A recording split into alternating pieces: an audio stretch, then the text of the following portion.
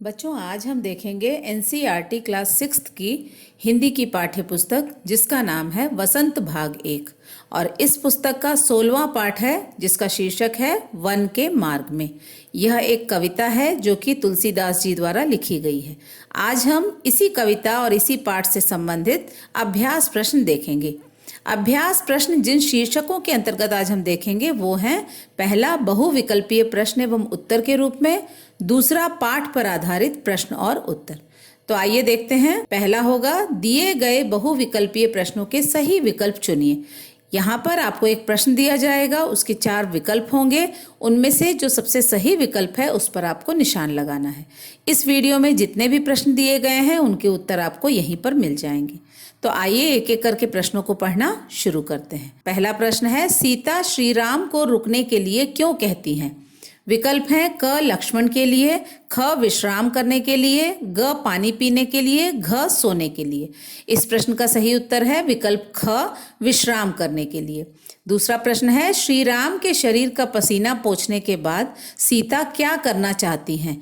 विकल्प हैं: क उन्हें खाना खिलाना चाहती हैं, ख उनके पैर दबाना चाहती हैं, ग उनके साथ आगे बढ़ना चाहती हैं, घ उन्हें ठंडी हवा करना चाहती हैं। इस प्रश्न का सही उत्तर है विकल्प घ उन्हें ठंडी हवा करना चाहती हैं।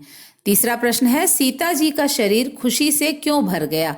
विकल्प हैं: क लक्ष्मण को आता हुआ देखकर, ख अपने स्वामी रामचंद्र का अपने प्रति प्रेम देखकर, ग पर्णकुटी देखकर, घ जंगल के जानवरों को देखकर। इस प्रश्न का सही उत्तर है विकल्प ख अपने स्वामी रामचंद्र का अपने प्रति प्रेम देखकर। चौथा प्रश्न है, राम, सीता और लक्ष्मण कहाँ जाने के लिए निकले थे?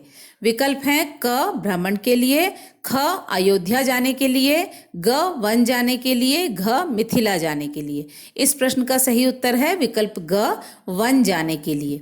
पांचवा प्रश्न है, श्री रामचंद्र जी बैठकर देर तक क्या कर रहे थे? विकल्प हैं: क अपने पांव से कांटे निकाल रहे थे, ख सो रहे थे, ग सीता जी से सेवा करवा रहे थे, घ सोच विचार कर रहे थे। इस प्रश्न का सही उत्तर है विकल्प क अपने पांव से कांटे निकाल रहे थे। छठवां प्रश्न, लक्ष्मण को जल लेकर आने में क्यों देर हो रही थी? विकल्प हैं: क वह धीरे धीरे चल रहे थे, ख वह गुस्से में थे, ग वन के रास्तों से वे अनजान थे, घ इनमें से कोई नहीं।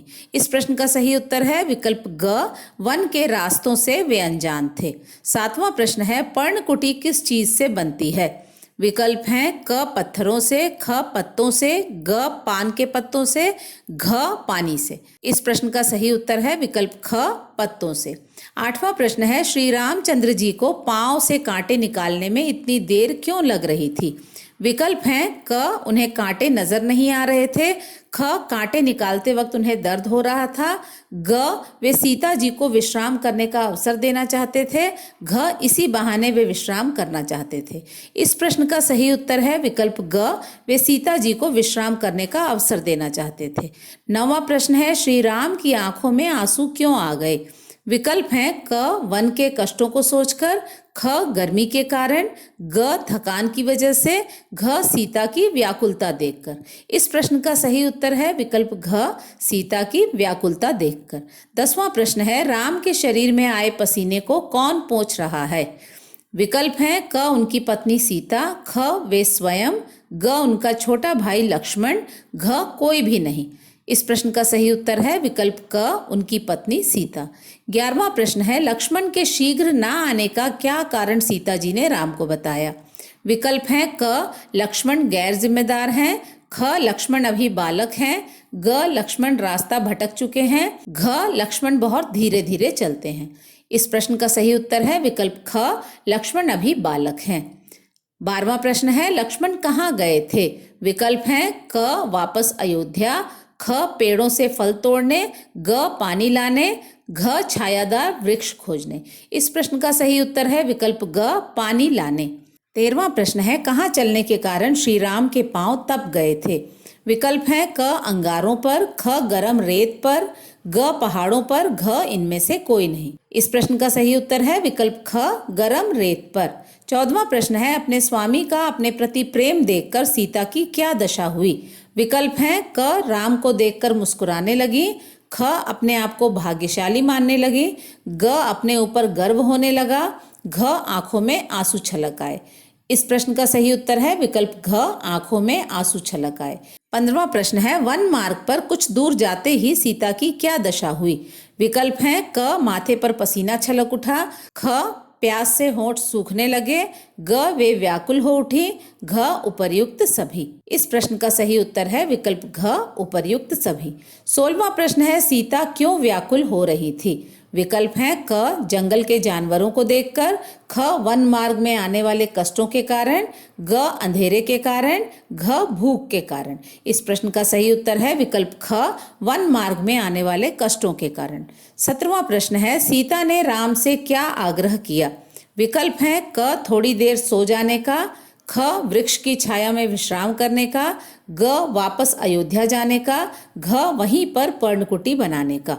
इस प्रश्न का सही उत्तर है विकल्प ख, वृक्ष की छाया में विश्राम करने का। 18वां प्रश्न है, सीता के मधुर होंठ क्यों सूख गए? विकल्प हैं क, भूख के कारण, ख, डर के कारण, ग, प्यास के कारण, घ, बीमार होने के कारण। इस प्रश्न का सही उत्तर है विकल्प ग, प्यास के कारण। 19वां प्रश्न है, राम के पांव को ठंडक पहुंचाने के लिए सीता क्या करना चाहती हैं? विकल्प हैं क, जड़ी बूटी का लेप लगाना चाहती हैं, ख, श्री राम के पांव धोना चाहती हैं, ग, पांव को पानी में डुबाकर रखना चाहती हैं, घ, पांव पर गीला कपड़ा रखना चाहती हैं। इस प्रश्न का सही उत्तर है विकल्प ख, श्री राम के पांव धोना चाहती हैं। 20वां प्रश्न है, सीता ने राम से क्या पूछा? विकल्प हैं क, अयोध्या वापस कब जाएंगे, ख, और कितनी दूर चलना है, ग, आप पर्णकुटी कहाँ बनाएंगे, घ, विकल्प ख और ग।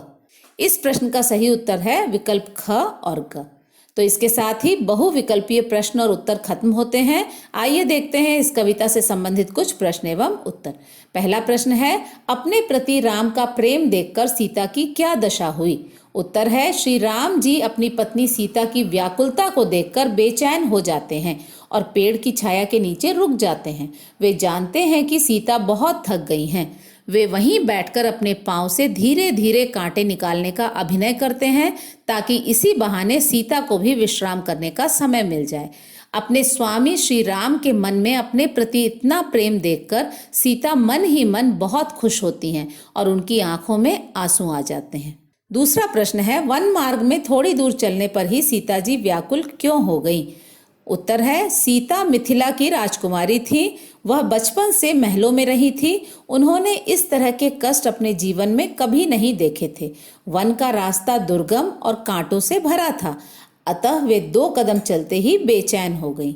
तीसरा प्रश्न है, अपनी कठिनाई को भूलकर सीता जी किस तरह अपने स्वामी श्री राम की सेवा कर रही थी?